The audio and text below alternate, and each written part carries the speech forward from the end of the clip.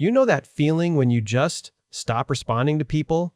No reason, no fight, you just go cold. Yeah, that's what we're talking about today.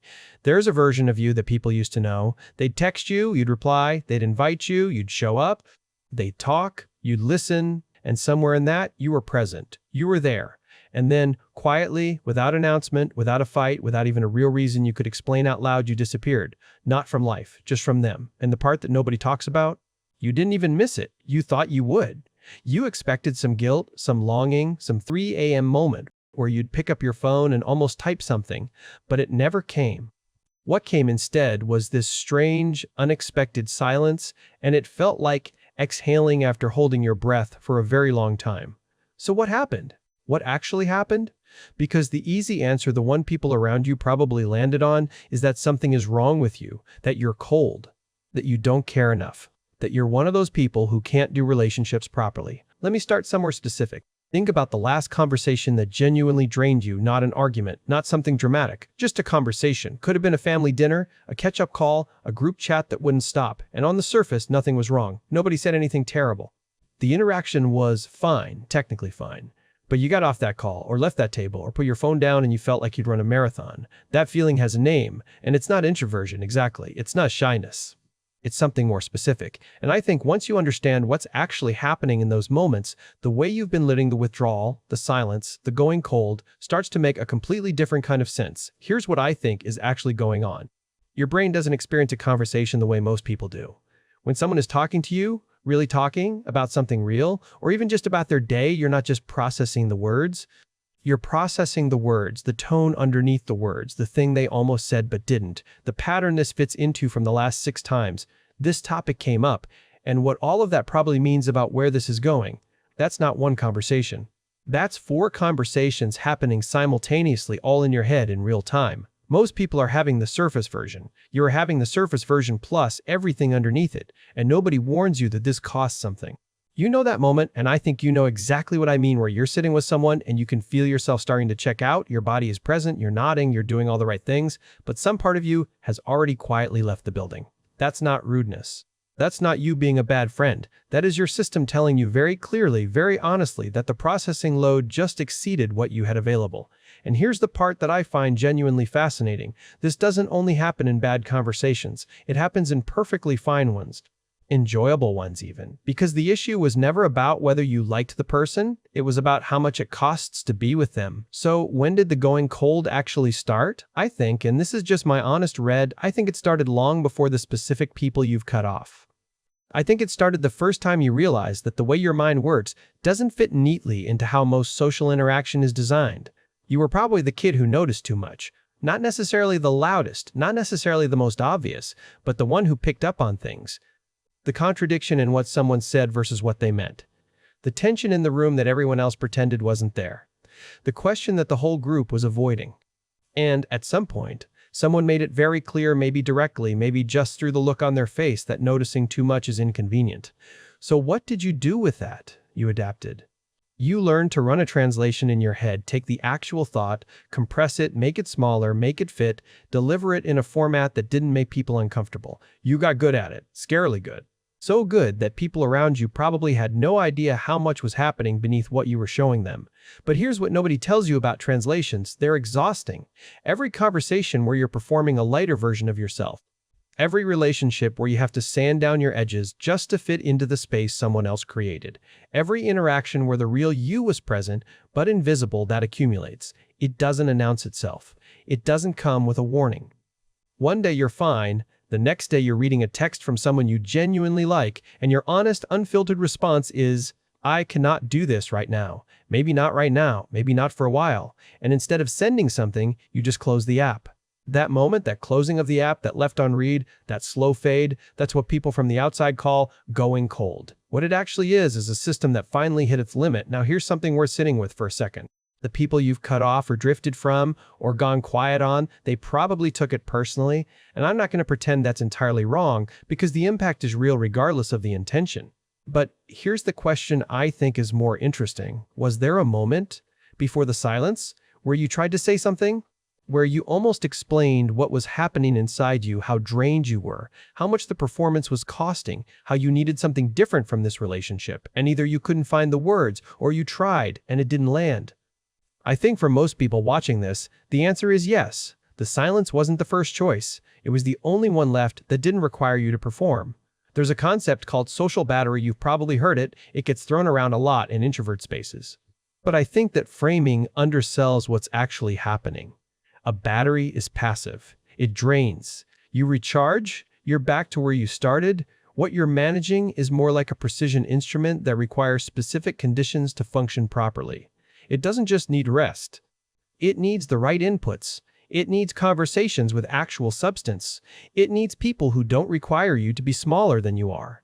It needs interactions where something real is being exchanged, not just social noise. Give that instrument the wrong environment for long enough, it doesn't just drain, it shuts down. And this is where I think the story gets more complicated and more honest, because not everyone you've gone cold on was draining in the same way. Some of them were genuinely taking more than they gave.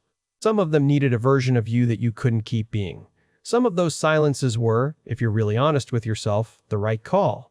But some of them were just getting close. And that's a different thing entirely. There's a pattern. I'm not going to label it clinically, I'm just going to describe it, where closeness itself starts to feel like a warning sign, where someone showing up consistently, caring reliably, being genuinely interested in you, starts to trigger something that functions like alarm. Not because they're threatening, but because closeness has historically come with a cost. Closeness meant being known, and being known meant the real version of you, the one that thinks too much and says too little and disappears for 3 days to sit with an idea, was now visible, exposed, available to disappoint. And so the system that was built to protect you from draining interactions, sometimes it fires on people who were actually safe. You know if that's been true for you. I don't have to tell you. So let's talk about what the cold actually looks like from the inside. Because I think people who've never experienced it assume it's about not caring. It's almost the opposite. When you go cold on someone, there's usually a very full, very active internal process happening. You're not indifferent. You're overwhelmed. You're replaying conversations. You're aware of the unanswered messages sitting there. You're sometimes composing responses in your head that you never send. The silence isn't empty. The silence is full. It's just that the output, the actual response, the showing up, the continued maintenance of the connection costs more than you have right now. And so you go quiet, not because you stopped caring, but because caring for you sometimes looks like distance. Here's something I want to be genuinely honest about, though. That explanation, I care, I'm just overwhelmed, it's true. And it's also sometimes a comfortable story, because there's a version of this where you're protecting your peace. And there's a version where you've just decided, quietly, that the risk of being truly known by someone is a risk you're not willing to take. Both feel identical from the inside at first. The distinction only shows up when you ask yourself, is there a door in this wall or not? Boundaries keep certain things out while leaving space for the right things in. Walls keep everything out equally. I think you already know which one you've been building in certain relationships. The self-awareness that makes you read content like this is the same self-awareness that, if you let it, will tell you the answer to that question honestly. Now, here's the part I actually find most worth thinking about. When you withdraw, when you go quiet, when you pull back, when you disappear into your own head for a week or a month, what are you doing in there? Because I want to challenge the assumption that it's nothing.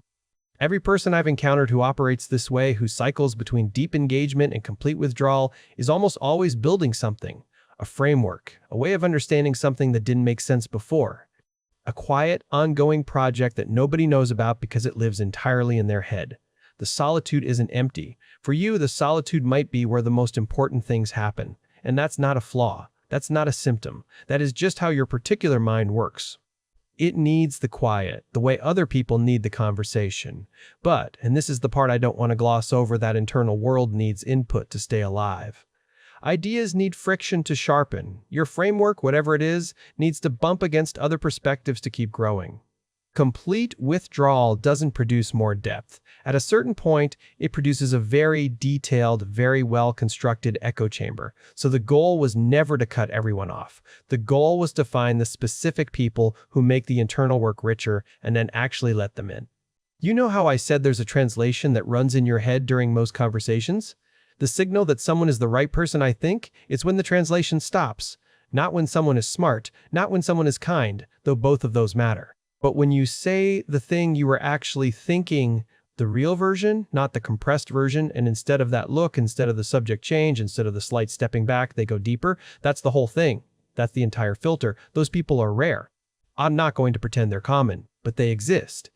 And I think the reason INTPs often don't find them isn't because they're not out there, it's because the withdrawal happens before they have a chance to appear. Here's a question worth sitting with, genuinely.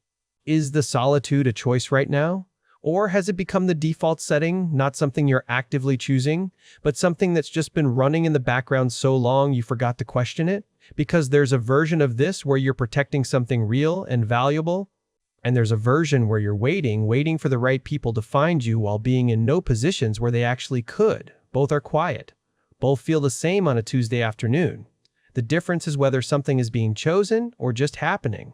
I think the bravest thing, and I mean this not as a motivational line, but as something I actually believe, the bravest thing for someone who is built the way you are isn't the withdrawal. The withdrawal is the easy part. You're good at that. That comes naturally. The harder thing is staying. Not with everyone, not with people who need you to perform a version of yourself that costs too much, but with the one or two people who have actually earned it staying present with them, even when closeness starts to feel like risk, even when your system sends the familiar signal to pull back, even when the easier thing would be to just go quiet again. That's the harder, more interesting challenge. Not because connection is always comfortable, but because the alternative, a life lived entirely inside your own head, however rich that world is, has a ceiling. Your internal world is remarkable. I genuinely believe that, but it grows through encounter, through the specific friction of being truly known by someone and finding out that it doesn't destroy you. So here's where I actually land on all of this. You are not broken. The part of you that goes cold, that withdraws, that chooses silence over performance, that is not a malfunction. It is a feature of a mind that takes its own integrity seriously. You would rather disappear than pretend. And honestly, there is something in that worth respecting. But integrity without connection eventually becomes isolation. And isolation, however comfortable, is not the same as peace. The going cold, the social burnout, the fading, the quiet exits, those are your system's honest response to inputs that weren't right for you. That's real, that's worth honoring. And also you get to choose what comes next, not who you were before the burnout. Not the version that showed up to everything and performed being fine, but a version that knows its own limits, chooses deliberately, and lets the right people, even just one or two, actually through. You've spent a long time being selective about ideas, being selective about how you spend your mental energy, being selective about what deserves your full attention. You're allowed to bring that same precision to the people in your life. Not everyone gets access. That's fine. That's always been fine. But someone should.